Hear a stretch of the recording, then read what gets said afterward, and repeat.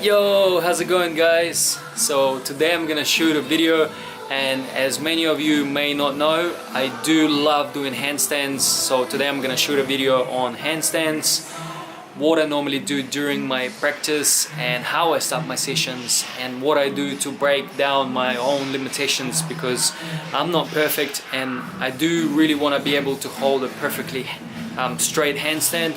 To some people it looks straight, but to me I just want to do some minor adjustments to be able to hold a perfectly straight one. So if you do guys like this video, please give us some thumbs up, and if you have any questions, please comment down below. So I'll go through everything and I'll comment as I go through the video. So hopefully you guys will enjoy it. Let's get it going. Tell JK I'm still rolling, yeah. Tell Russell I'm a rap, yeah. Bust that stacks, ain't no band, yeah. I go cat cause I can't go low, everybody get low. First things first, I'll start my stick dynamic stretches. So I'll do this one in particular maybe 30-40 times. It's called shoulder dislocates. It's really good for the front shoulder stretch, trying to maintain a neutral position through my pelvis, and like I won't stick my glutes out or get my chest to pop up. So focusing on contracting those glute muscles and also chest upper abdominals. So then and I get into the hip sort of twists to the side, so it helps me to stretch out those hip areas on the sides, and also stretch out the lower back, which is normally my second stretch with the stick.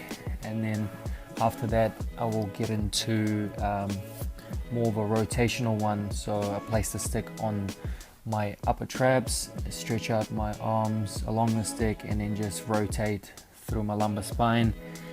Really good warm up for the obliques and the pelvis and the hip muscles. So just doing 20-20-20, sometimes more.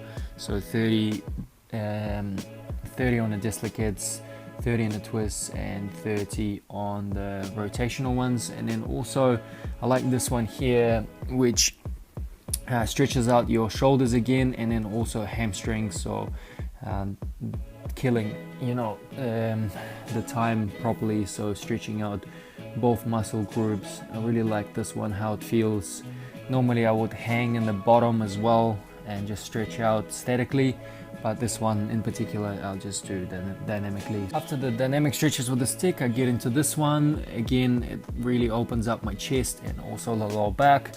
I do it in both angles so you can see how it's done. I rotate my upper body and following my head to the palm, making sure that the knee always kind of stays straight and distributing the weight between the three limbs.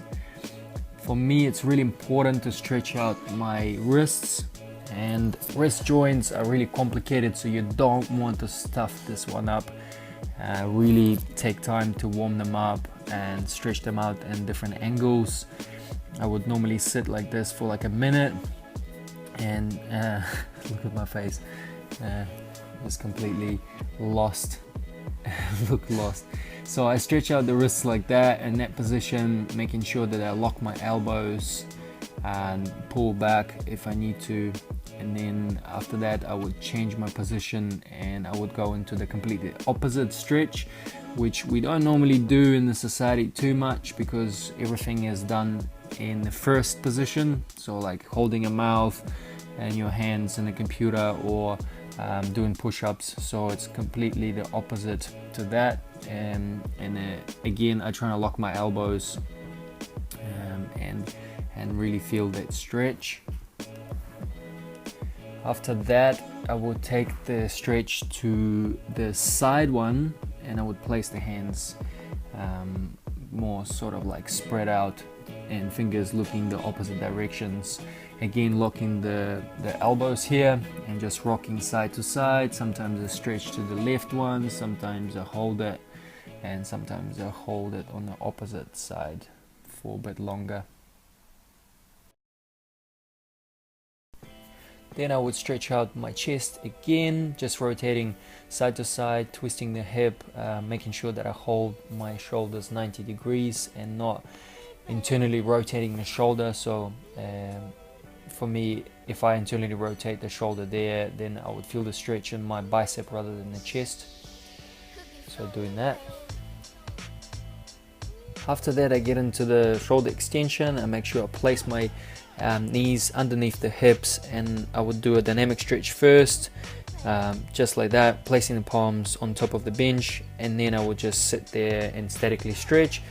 For me, it's important to engage those upper abdominals again because it allows you to lock that lower back and emphasize the stretch on the thoracic spine rather than lumbar spine.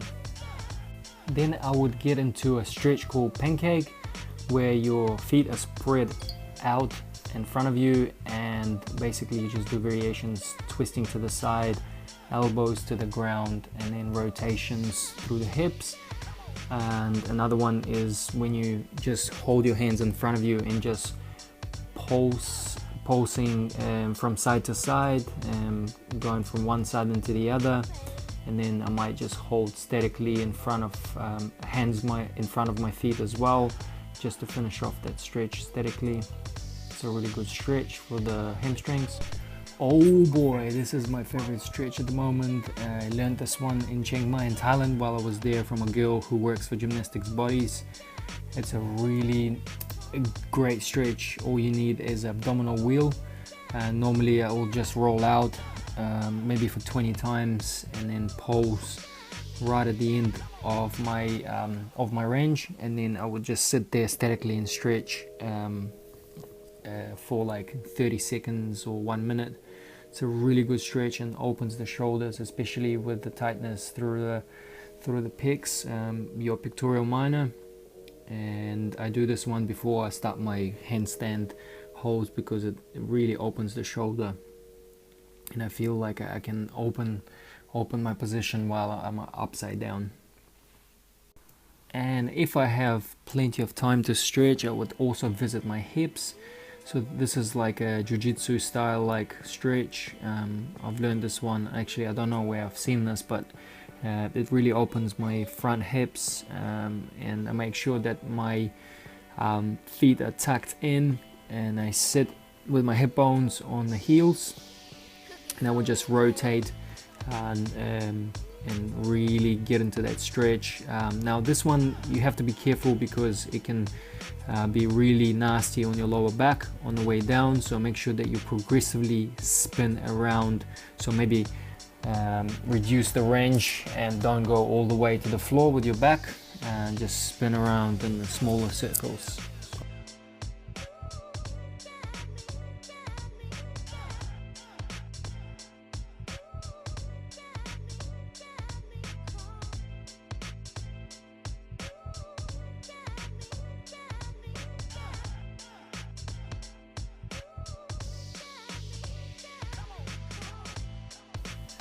So to start the handstands, we're going to cover the hand placement. So index fingers are always pointing straight forward and all the fingers are spread apart, and kind of like squeezing the floor with the fingers. You can see like I'm grabbing it here. This is later for the balance when you're freestanding with a handstand, so that you don't fall forward. So the first progression is always facing the wall, toes pointed. I'm trying to squeeze my glutes, my thighs and my core as hard as I can, and I'm just hanging here for 1 minute. Make sure that I breathe, and also just emphasizing muscle-mind connection and just squeezing the whole time, because I want to like really create that neuromuscular pattern when I'm standing free off the wall. The second progression is facing away from the wall. Again, I'm squeezing everything here and my toes are pointed. My head is sort of straight in the neutral position and not looking at the floor. Just hanging here for 1 minute, and again emphasizing on the mind-muscle connection. And of course I'll get into a handstand, so completely off the wall and just trying to catch my balance. And you can see here I'm doing the spider fingers, so I'm not flat-handed, kind of like what you have the arch on your feet, so you're like more balanced through the fingers, in case if you're falling forward, you're stopping the collapse with the fingers. Again, squeezing everything here, and toes are pointed, squeezing the glutes and try and get into that straight position with your abs squeezed. Depending on your strength, you can either do progression number 1, number 2 against the wall, or completely off the wall and just do like a dozen of them and just keep smashing those shoulders and get into get used to handstanding. It's like standing on your feet but you're upside down, and just keep doing it and doing it and doing it until you get stronger. I also love at the end of my sessions to get into the assisted bridge dynamic stretches and just really trying to open my hips and my shoulders. I really make sure that I do this one every day to get better at it, and it helps the handstands, of course, because you're opening the rib cage and hips and shoulders and everything. To get a stronger anterior chain, I would do a triple set of core exercises. First exercise is arm and leg lifts, second exercise is V-snaps, and third exercise is dish tucks. So in these exercises I focus on squeezing my glutes and my thighs, pointing toes, and focus on lengthening every limb in my body. So 10 reps for each exercise, and after the 3 exercises I would stretch while lying on my stomach using the wooden pole. Here I squeeze the glutes again and feet elevated off the floor and stick pointed at the ceiling.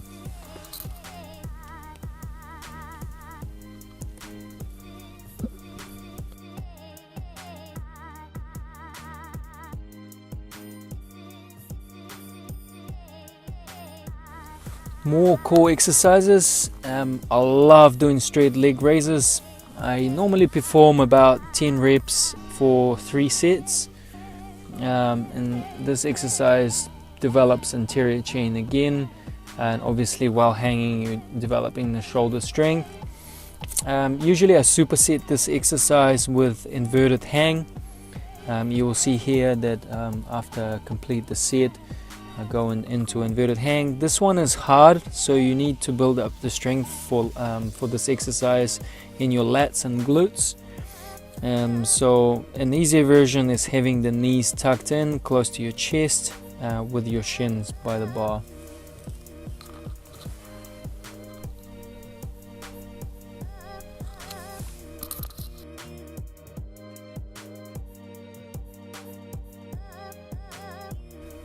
And to finish off my session, I would just go and improvise.